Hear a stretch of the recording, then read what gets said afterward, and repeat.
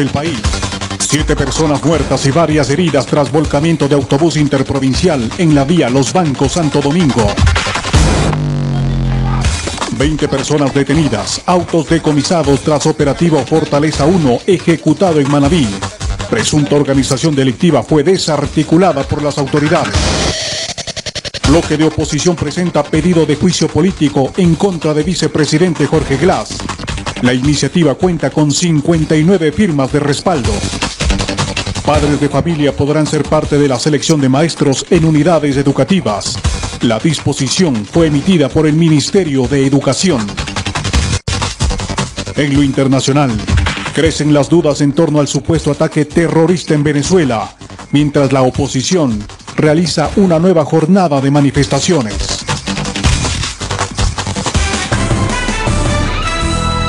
Muy buenas tardes, amigos televidentes, bienvenidos a esta emisión de Últimas Noticias TV, toda la información del ámbito nacional e internacional.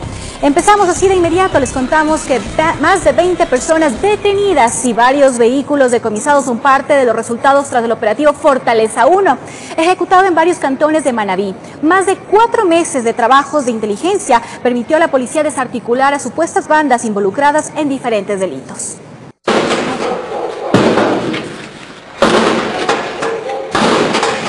Varias viviendas fueron allanadas por la policía y fiscalía en la provincia de Manabí, tras varios meses de trabajo de inteligencia. 29 fiscales y decenas de policías de diferentes unidades intervinieron en las viviendas.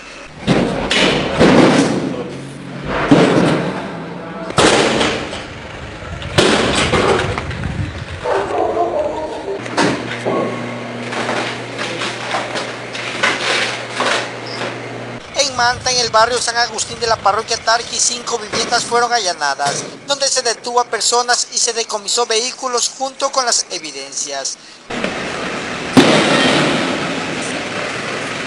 Que investigaba una organización delictiva por un presunto delito de delincuencia organizada, la misma que estaría operando en esta ciudad de Manta. También se encontró caletas para guardar dinero bajo la tierra y algunas viviendas durante el operativo ya no estaban habitadas. Con los canes detectaron, los canes son canes para detectar papel y dinero, ¿no? Y hemos visto unas caletas que han estado abiertas ya, entonces estamos todavía buscando en todos los domicilios que tenemos las órdenes con fiscalía. La fiscalía y policía continúan con los allanamientos hasta el cierre de la edición. Tenemos hasta el momento 22 detenidos, seguimos operando todavía. Tenemos al momento 7 vehículos que todavía están contabilizando las evidencias. Tenemos 3 cuadrones y más por verificar. Seguimos todavía de largo aquí. En las próximas horas la policía dará a conocer más detalle de este operativo denominado Fortaleza. Varias personas quedaron detenidas tras los allanamientos. Blancos en diferentes sectores de la provincia, un caso de delincuencia organizada. Desde la provincia de Manabí informó Johnny Armentares. Y el propietario de un bazar ubicado en el suburbio de Guayaquil se enfrentó con varios supuestos delincuentes que intentaron asaltarlo. Durante el forcejeo, el hombre logró retener a uno de los supuestos malhechores. 4 delincuentes armados a bordo de 2 motocicletas intentaron asaltar un bazar ubicado en la 29 y Camilo de Estruje, en Guayaquil.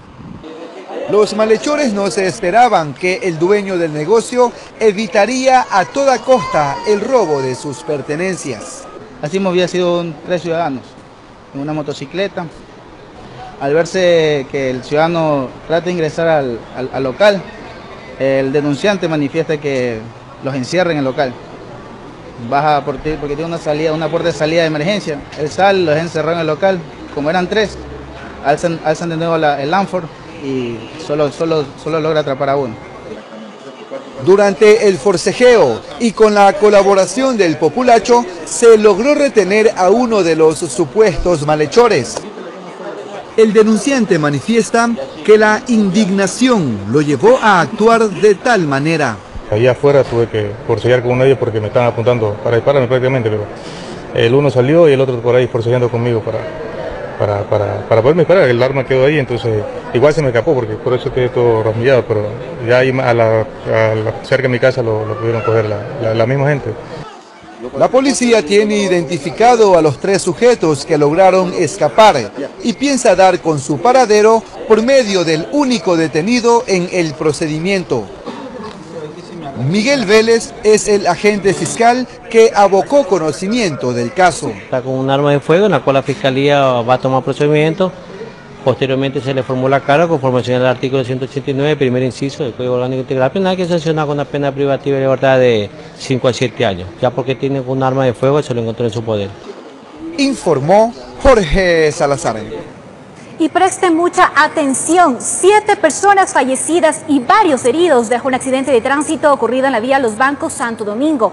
Un bus interprovincial se salió de la vía y se volcó al intentar chocar contra otro vehículo. 7 personas fallecidas y más de una docena de heridos fue el saldo del volcamiento de un bus de transporte interprovincial en la vía Los Bancos, Santo Domingo. Hay unos que murieron en el Santo que están allí. Yo creo que son como 4. ¿Y los demás pues quejaban y gritaban, unos mochos, otros malheridos. Se peinó la zona a fin de determinar si había algún otro tipo de miembros de desprendimiento de extremidades, así como personas que hayan sido afectadas y que todavía no las hayamos considerado. El micro que cubría la ruta Tulcán-Guayaquil transportaba cerca de 40 pasajeros, cuando al parecer por evitar chocar con otro vehículo, se salió de la carretera. Parece, según los criterios de los testigos, que una camioneta se había salido de la pista y el bus, por no toparle, se abrió demasiado y el cual salió de la pista y fue al potrero. Por tal situación se viró y tenemos las consecuencias que les acabo de indicar. Momentos de desesperación y terror se vivieron en el lugar.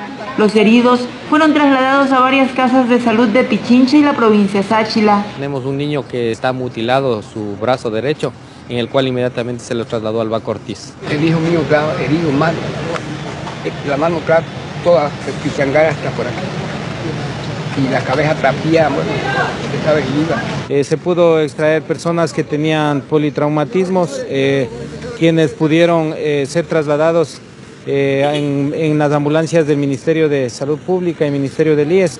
A los cadáveres, en algunos casos mutilados, se los trasladó al Centro Forense de Santo Domingo. En el trayecto que se los llevó de Los Bancos de Quito, una persona que estaba mutilada falleció en el sector de Nanegalito. Aunque aún no se puede determinar responsabilidades en esta nueva tragedia vial, la falta de señalización y peligrosidad de la vía podría ser una causal. En este tramo no hay una señalización correcta donde empieza la curva. No es la primera vez, ya han caído algunos vehículos. Este es el 4º vehículo que es un accidente grave. Es por ello que se pide a los usuarios tomar precauciones. Compañeros y todas las personas, tomen precaución al dar a la vía Mercedes, Santo Domingo, Los Bancos, por favor. Es muy peligrosa estas curvas, lo que es Molaute y Río Blanco. Hasta el cierre de esta edición se tenía conocimiento que de los fallecidos, uno es un niño, uno es una mujer y los 5 restantes son hombres. Se desconocía si el conductor del micro huyó o es uno de los afectados. Desde San Miguel de los Bancos, informó Gisela Moreira. Y en Loja, una persona murió tras un accidente de tránsito. Según las primeras investigaciones, el vehículo habría perdido pista. Un accidente de tránsito en el sector Motupe, al noroccidente de la ciudad de Loja, cobró la vida de una persona de sexo femenino de aproximadamente 43 años de edad. En el accidente resultaron 3 heridos, entre ellos 2 menores de edad. Sin embargo, como ustedes pueden darse cuenta, es un carretero de tercer orden. No tenemos conocimiento aún de quién ha estado conduciendo el vehículo. Es una camioneta Toyota, parece que es de constitución mixta, madera y metal. Hay una persona fallecida, lamentablemente, es María Hortensia Jaramillo González. Fiscalía, CIAT y Tránsito llegaron a este lugar para realizar el respectivo procedimiento, pues según versiones sería pérdida de pista. Es una tipología pérdida de calzada de circulación y posterior volcamiento lateral y de algunos ciclos.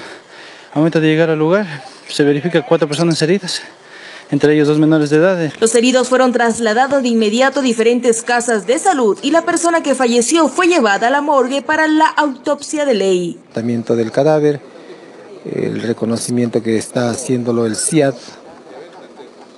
para determinar las posibles causas del accidente y posteriormente vamos a proceder conforme a lo señalado en la ley, el protocolo de autopsia que va a ser practicado esta noche mismo. En Loja informó Marcela Constante.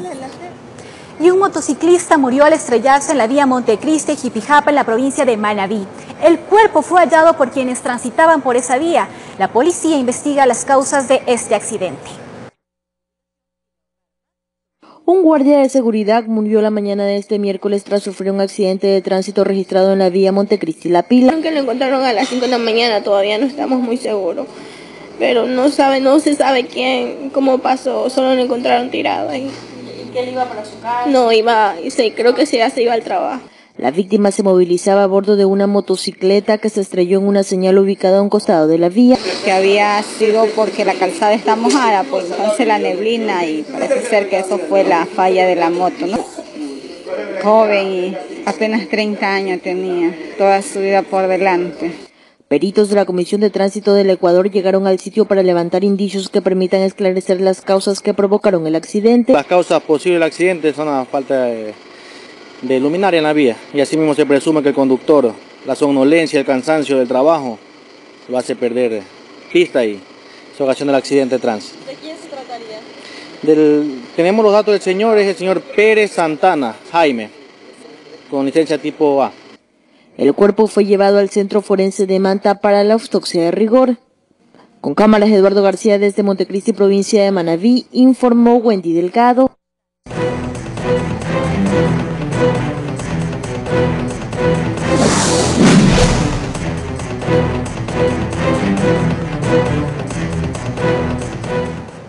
Y el joven que fue agredido con arma blanca por supuestos hinchas de un equipo de fútbol en Guayaquil está ya fuera de peligro. Así lo confirmó el médico que lo operó, mientras que la madre de la víctima pide justicia. El joven emelexista que resultó herido en un incidente con supuestos hinchas de Barcelona en el sector de las Acacias se recupera en el Hospital Teodoro Maldonado Carbo, donde fue intervenido quirúrgicamente. Es un paciente que llegó en condiciones delicadas. Presentaba unas heridas por un arma blanca en el tórax. También tenía una herida en la pierna, eso ya se solucionó. Está en condiciones estables, ya está con el pase a piso, ya se lo va a pasar a sala. Gracias a Dios ya está fuera de peligro. Gracias a Dios todo ha salido con bien, ya está fuera de peligro. Inclusive ya lo vieron los especialistas de cardiotorácico y está en condiciones estables. La madre del joven asegura que sus hijos habían recibido amenazas. Incluso aquí en la pared de mi bloque del lado de allá ya habían escrito eso también está denunciado, habían escrito con pintura amenazando de muerte a mis 2 hijos varones. Había habido problemas de botellas, piedras, insultos, pero ya una cuestión ya así ya grave, de cuestión ya de intento de asesinato ya es otra cosa. Entonces eso ya tiene que pasar ya a manos legales, porque esto no puede continuar así mismo, le pueden haber matado.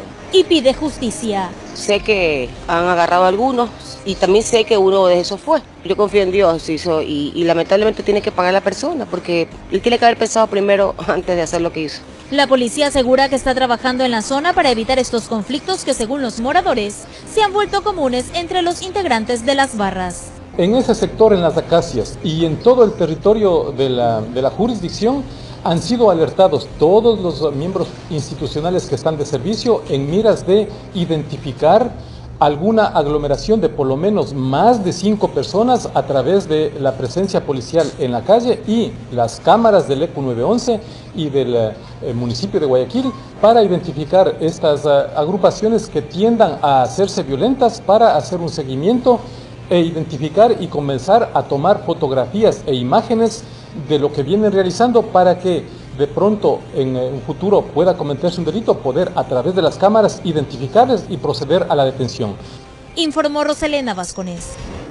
Y en la ciudad de Cuenca, un incendio consumió una pequeña vivienda donde vivía una familia de bajos recursos económicos. Los bomberos impidieron que el fuego se siga propagando. Este era el llanto inconsolable de la humilde familia que perdió todo lo que tenían en la humilde casita a causa de un incendio. Por más que los bomberos acudieron pronto al sitio de la tragedia, el fuego ya había consumido rápidamente el pequeño hogar. 2 habitaciones, la una es una habitación en donde con una cama y la otra con enseres domésticos. Hija, tenía de todo, mi hijita, refrigeradoras, licuadoras, cocinitas, televisión. La presencia de los casacas rojas evitó que las llamas se expandieran al resto de casas apegadas a la vivienda siniestrada. Una vez controlada la situación, apareció la triste realidad. Todo se había perdido, solo quedaba la tristeza en la familia que no hallaba consuelo. Las llamas estaban acá, no acá. ¿Sacó los tanques? Sí, solo los tanques. El tráfico vehicular se detuvo a la entrada del Tejar para el trabajo de los cuerpos de socorro. Informó desde la ciudad de Cuenca, Francisco Ramírez. Conozca la historia de dos ancianos que viven en condiciones muy difíciles y necesitan de su ayuda. Ellos tienen más de 90 años y no cuentan con ningún ingreso económico permanente, lo cual no les permite tener acceso a comida ni tampoco a los servicios básicos.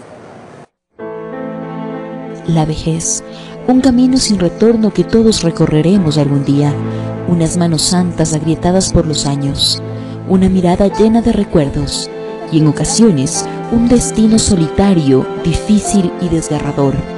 Así es la historia de Clara Soto y Luis Bejarano. Con más de 90 años a cuestas, viven en este pequeño cuartito al sur de la capital. Como ya son bastante tiempo que hemos sufrido, así vivimos los dos solos, los dos solitos. Aquí han pasado alegrías y tristezas juntos. Ahora mismo eran los dositos nomás estamos, ya se murieron, todos mis huevos se murieron ya. A la bebé tengo 3, a la bebé 3, son 7 muertos. Ellos recuerdan cómo, cuando las fuerzas aún no los abandonaban, se ganaban la vida. Unos 40 años he trabajado de herrería. ¿Y ahora cómo? Ya no sé las ovejas, ya no hay nada.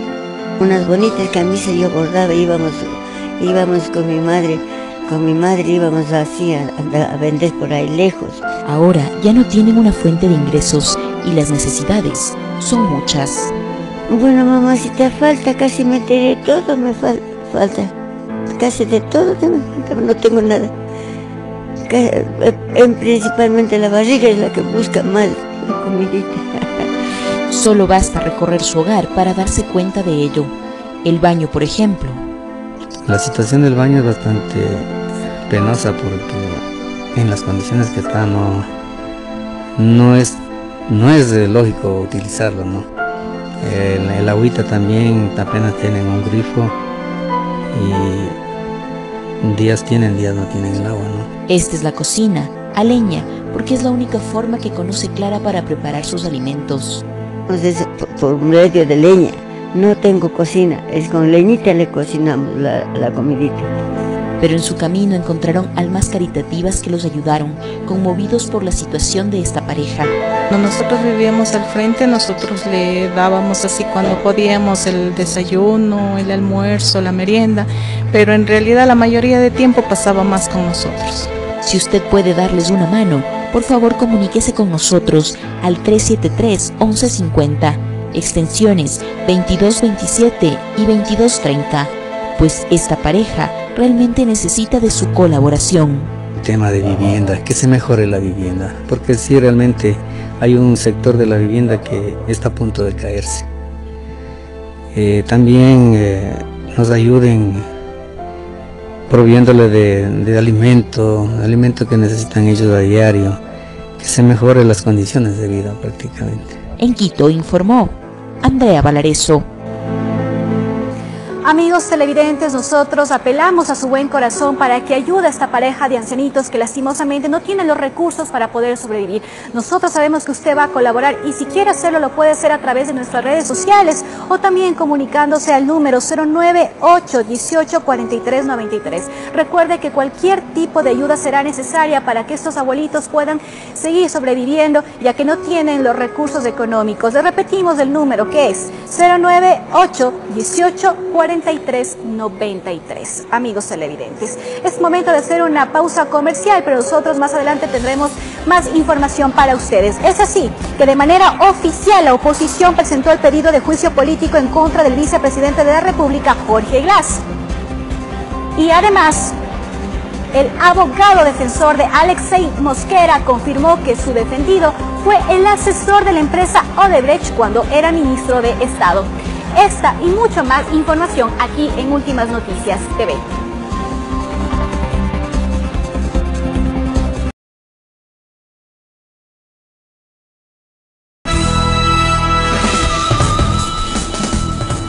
Gracias por seguir con nosotros, tenemos mucha más información.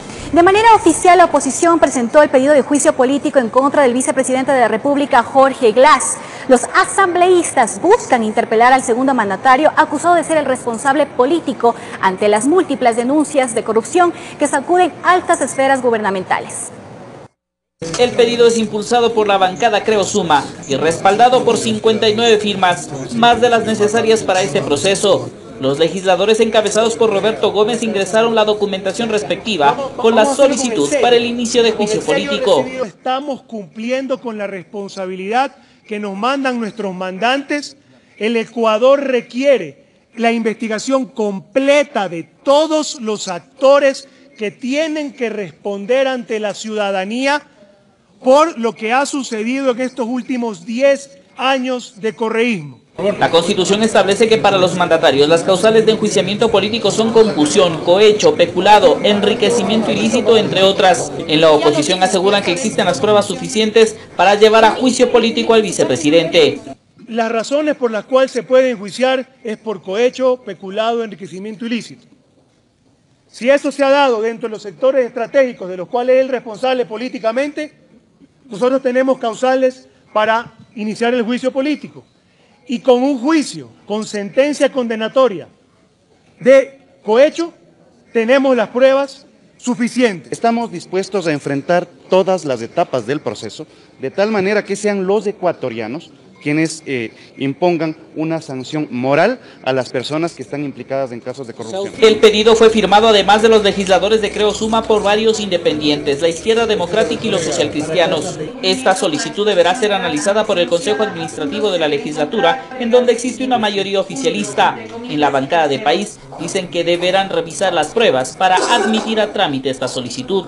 No solamente son las firmas, también es la prueba, y en ese sentido pues el CAL tendrá que evaluar la documentación y determinar si en efecto es procedente el juicio político. Si es que esa prueba tiene todos los sustentos y están sustentados, documentados, pues analizaremos esto en el Consejo de Administración. ¿Van a verificar las pruebas? Vamos a revisar como corresponde en la ley. Cosa que no comparte Luis Fernando Torres, también miembro del CAL. Él dice que la legislatura tan solo debe revisar aspectos de forma en el pedido. El CAL únicamente tiene que verificar si están anunciadas las pruebas y qué pruebas o documentos se adjuntan, pero no puede valorar por el fondo el contenido del documento o la prueba. Si pasa el primer filtro en la Asamblea, la solicitud de juicio deberá ser analizada jurídicamente por la Corte Constitucional y solo si supera este segundo filtro, el pedido regresa a la Asamblea para el inicio del proceso. Informó Javier Gallo. El abogado defensor de Alexei Mosquera confirmó que su defendido fue asesor de la empresa Odebrecht cuando era ministro de Estado y que producto de esa consultoría recibió $1 millón por el que se le acusa de enriquecimiento ilícito.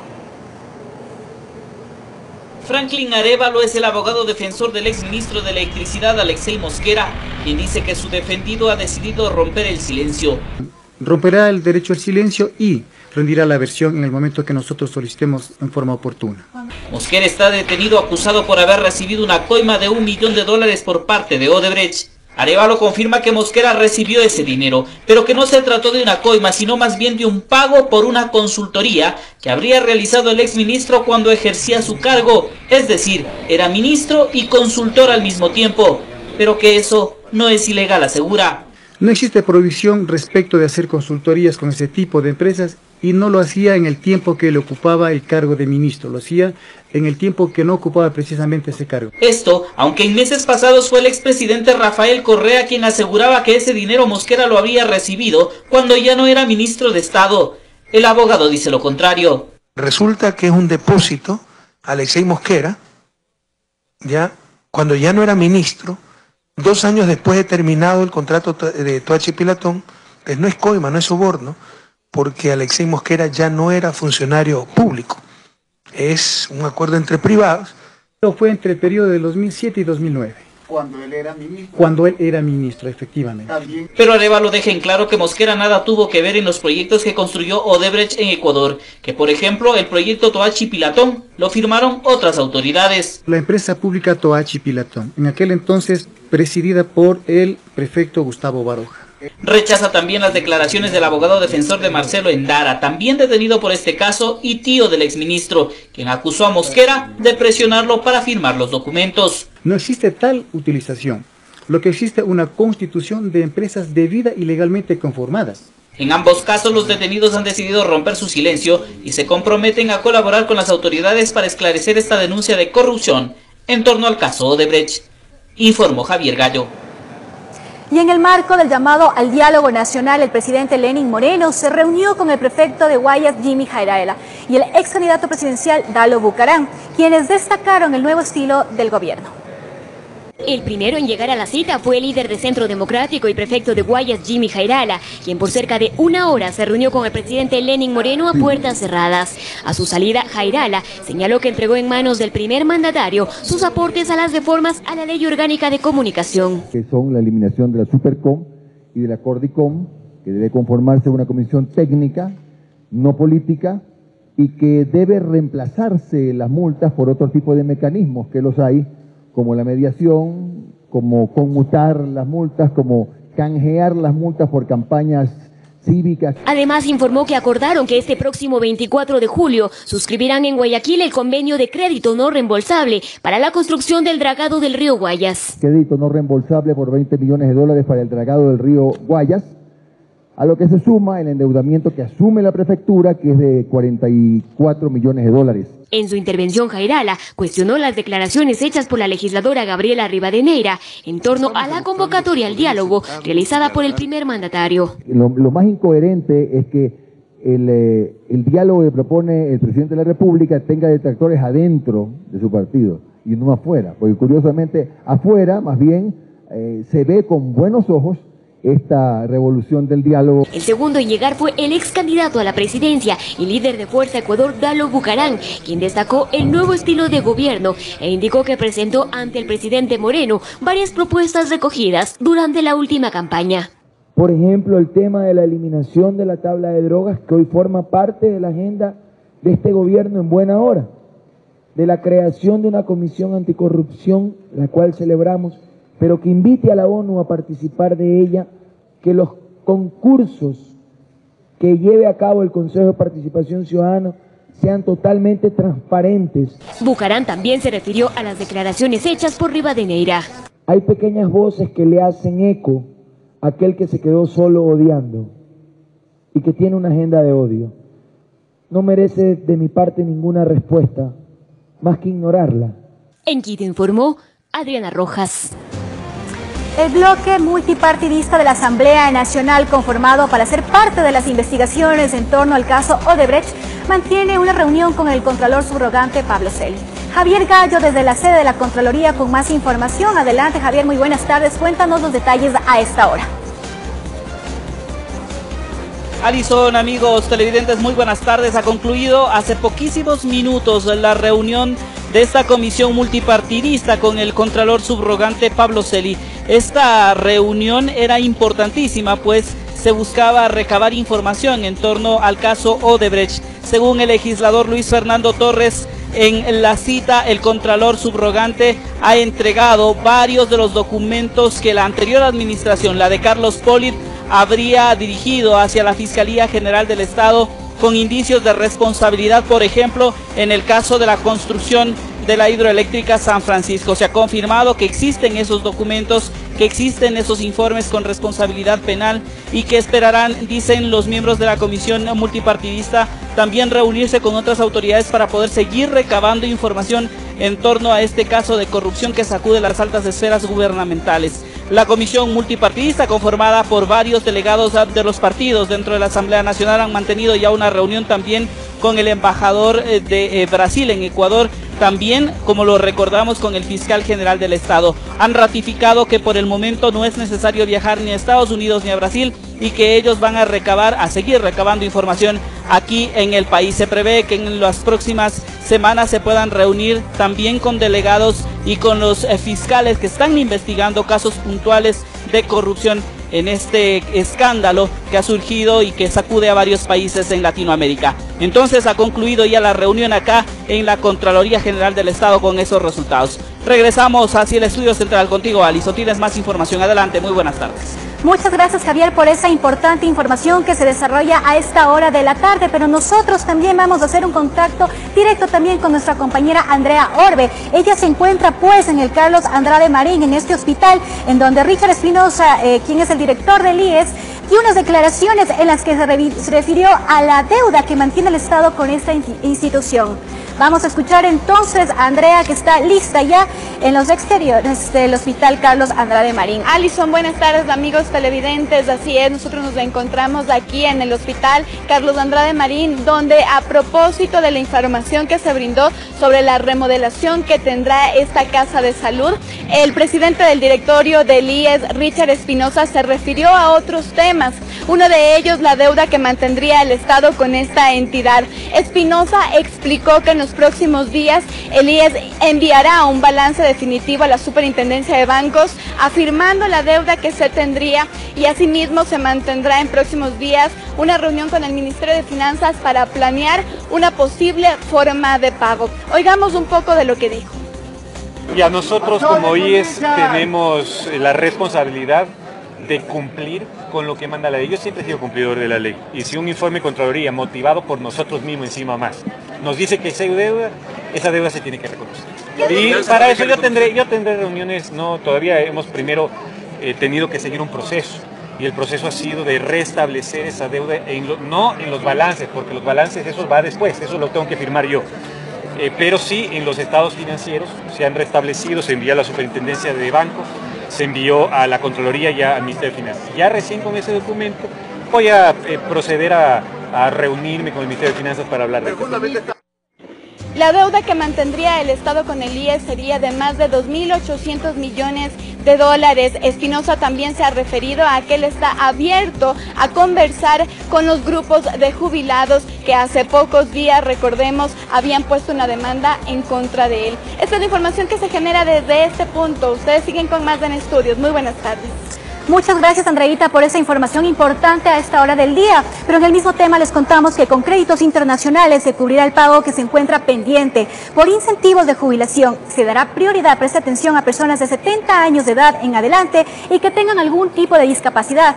El régimen se pone como plazo 40 días.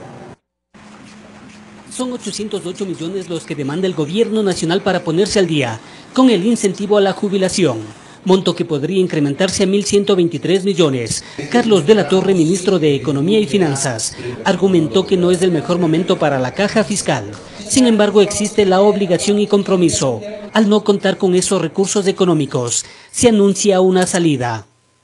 Estamos en conversaciones con varios organismos que tienen líneas de crédito que pueden orientarse hacia este objetivo, y cada uno de ellos tiene ciertos requerimientos que nosotros tenemos que ver en términos de la mayor conveniencia para nosotros en cómo está planteada esta forma de realizar el pago. Se empezará a tramitar un primer crédito por 150 millones de dólares, ya que los primeros pagos se efectuarán en un plazo no mayor a 40 días. Son cerca de 15.424 expedientes que responden a los 808 millones. ¿Y de qué ministerios tenemos? Del Ministerio de Educación 16.613, el Ministerio de Salud 3.800, Fuerza Terrestre 122, Dirección General de Aviación Civil, Ministerio de Transporte y Obras Públicas, Fuerza Naval, Ministerio de Agricultura, Subsecretaría de Aguas y entre otras menores. Además, se dará prioridad a personas que tengan 70 años en adelante, las que enfrenten enfermedades catastróficas o discapacidad.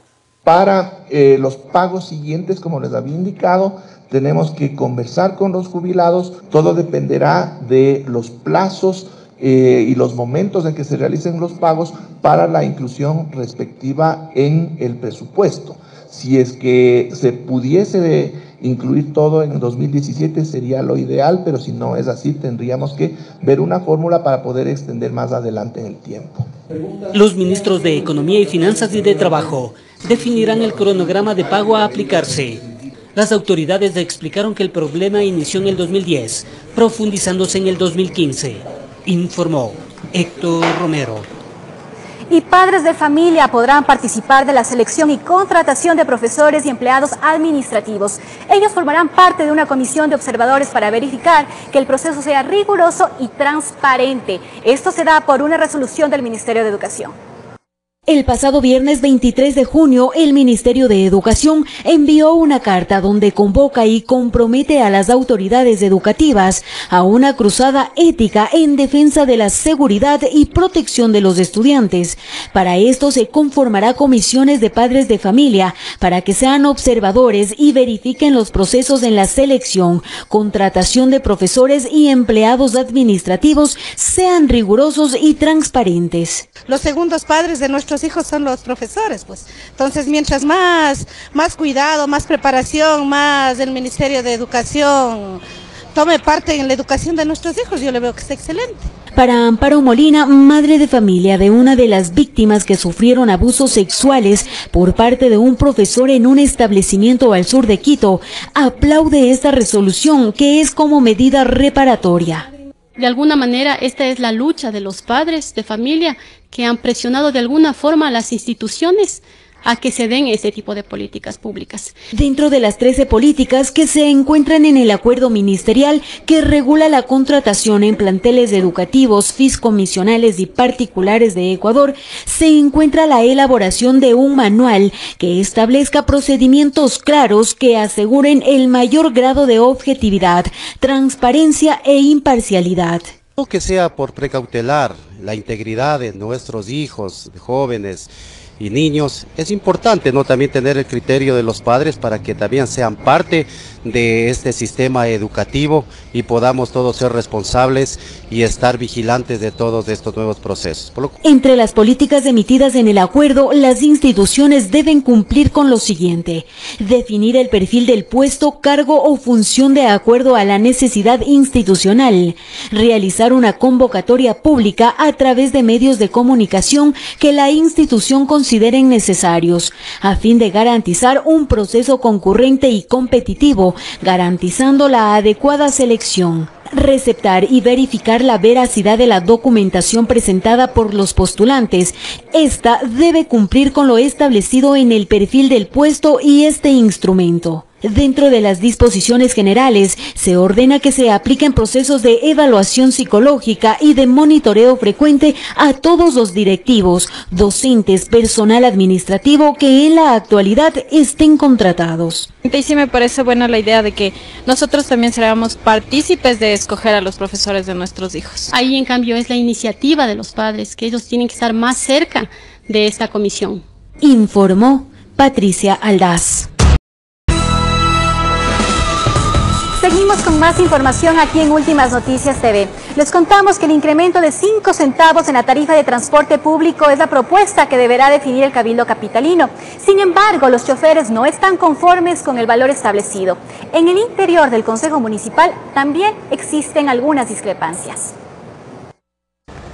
Para varios representantes del transporte público, el incremento debería fijarse en 34 centavos, valor máximo sugerido en el estudio técnico, del cual se basa el proyecto de ordenanza para el alza de tarifas de buses. Su argumento es que así se podría solventar una mejora en la calidad. La responsabilidad de la mejora del servicio queda también en responsabilidad de la autoridad. Piense que hemos demostrado muchos cambios, pero a los exigidos no se avanza porque hay estos condicionamientos económicos. Sin embargo, la Comisión de Movilidad fijó la posible tarifa en 30 centavos. Para el presidente de la comisión, Edi Sánchez, la misma podría revisarse en los próximos años, una vez se implemente el sistema inteligente de recaudo en la urbe. Cuando se opere de aquí un año y medio, tendremos que justamente ir a ese tipo de revisiones, pero que ya no serán transferidas al quiteño, sino vía otros mecanismos. O sea, bueno, hay tantos que podemos una compensación. Criterio con el que discrepa la concejal Ivonne Bomlique. Para ella, primero se deberían cumplir con los parámetros de calidad establecidos hace 2 años cuando se fijaron las compensaciones, para analizar luego si es necesario subir la tarifa. Ahora son generosos y nos dicen nos quedamos en 30. ¿Y qué seguridad hay que no pidan una nueva compensación? Ellos nunca pierden, siempre pierde la ciudad. ¿Cómo van de apretados? ¿Cómo se demoran muchas veces las frecuencias en llegar? Según datos municipales, desde el 2015 hasta la fecha, las cooperativas cumplieron con más del 50% de los parámetros de mejoras en el servicio, por lo cual se entregaron en total aproximadamente $50.000 a las unidades. Aquí en el Consejo hemos recibido la evaluación. Comenzaron con índices de incumplimiento al inicio de la aplicación del mecanismo de compensación, 45% cumplían, el 55% no cumplían. Pero conforme se iba aplicando en rigor este mecanismo de compensación, las empresas entraron en conciencia realmente, y el último reporte aquí, sobre el 86% de cumplimiento. La propuesta de ordenanza incluye capacitaciones a los choferes avalados por la academia, informó Sofía Vintimilla. Comerciantes legales del centro histórico realizaron un plantón para exigir al Cabildo que se intensifiquen los controles de las ventas ambulantes. Ellos aseguran que el expendio de productos en las vías perjudica a sus negocios. Una competencia desleal. Así califican los comerciantes de mercados y almacenes del centro histórico de la capital a la lucha diaria a la que se enfrentan quienes venden sus productos en lugares establecidos contra aquellos que ofertan la mercadería en las calles, pues a criterio de los vendedores formales, los clientes prefieren las calles. Venden los mismos artículos en las afueras del centro comercial. La gente ya tiene que comenzar a disciplinarse de entrar a los centros comerciales tal como así lo ha distribuido el municipio. Últimamente se ha dado mucho comerciante extranjero. Usted por donde desde la Marín hasta el Dipiales de arriba hay cantidad de gente informal vendiendo, y en la misma Plaza Grande. Debido a estos problemas, a las afueras del municipio se concentraron los comerciantes regularizados del casco colonial para respaldar los controles y exigir a las autoridades los intensifiquen. Pedí al municipio que finiquite los convenios, las actas que tuvimos, no más centros comerciales. Al preguntar a la ciudadanía qué opina sobre las ventas informales, sus respuestas fueron basadas en sus experiencias. Yo les digo con la sinceridad, yo comí una vez así, me hizo daño, bastante daño. Yo no estoy en contra de ellos, no, pues deben ubicarles en otro lado. La Agencia Metropolitana de Control, por su parte, realiza constantes controles en coordinación con la AMT y aplica las sanciones de ser el caso. Lo que hace es retenerles la mercadería para que ellos en la tarde puedan ir a retirarla, de tal manera de que exista y se vaya concientizando. Los comerciantes legales advierten con continuar realizando protestas hasta que se elimine el comercio informal, informó Sofía Vintimilla.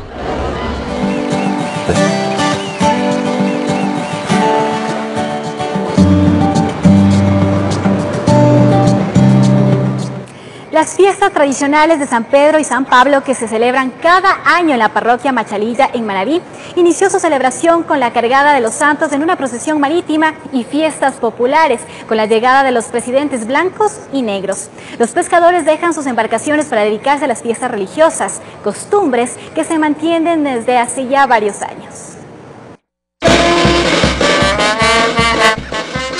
De los santos San Pedro y San Pablo son sagradas para los pescadores artesanales. Así lo confirman habitantes de la parroquia Machalilla del cantón Puerto López en Manabí, que cada año celebran a esos santos con diferentes actos, como el paseo marítimos con barcos engalanados y de diferentes colores. La fe que tenemos, que nuestros santos año a año lo dan a la pesca para poder así solventar nuestros gastos. Entre las tradiciones también está el baile con la banda del pueblo y la cargada de los santos. La mayoría de los pobladores salen a festejar de diferentes maneras, en medio de bailes y risas y alegrías.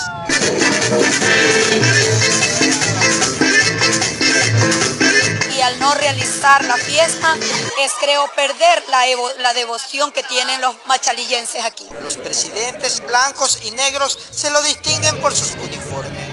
también son parte de las costumbres que realizan estos habitantes. Ser representante del gabinete de Blanco y muy feliz por el paseo, muy bonita la fiesta. La fiesta empieza con una misa de bienvenida a los turistas nacionales y extranjeros. Pescador, Jesús lo retiró y le dijo, vente y sígueme y yo te haré pescador de hombres. Por eso es el pescador, por eso es el pastor, es el pastor.